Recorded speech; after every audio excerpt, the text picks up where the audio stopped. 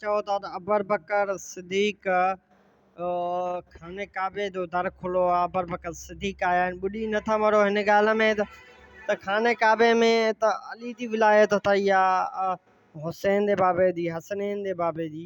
तव्हां चओ था त खाने काबे ते अबर बकर उस्मान जी ऐं इन्हनि जी विलायत अथई या खाने काबे में दरवाज़ो खुलो आहे। ॿुॾी नथा मरो हिन ॻाल्हि में तव्हां उन वक़्तु तव्हां हुयो त तव्हांखे मालूमात आहे त अबर बकर सिद्दीक़ लाइ खाने काबे दर खुलो हो छा भला मौला अली मुश्किल कुशा लाइ खुलो हो।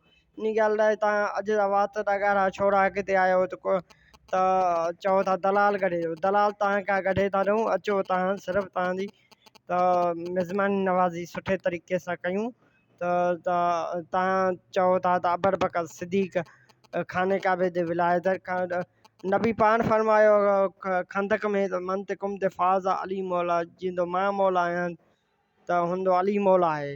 त उहा खाने काबे जे विलायत अथई अली जी। तव्हां ॿुॾी नथा मरो हिन ॻाल्हि में त तव्हां चओ था अबर बकर सिद्दीक़ उस्मान जी विलायत अथई आहे। जे अगरि मुड़ुसु माण्हू आयो त मूंसां वास्ते में अचो।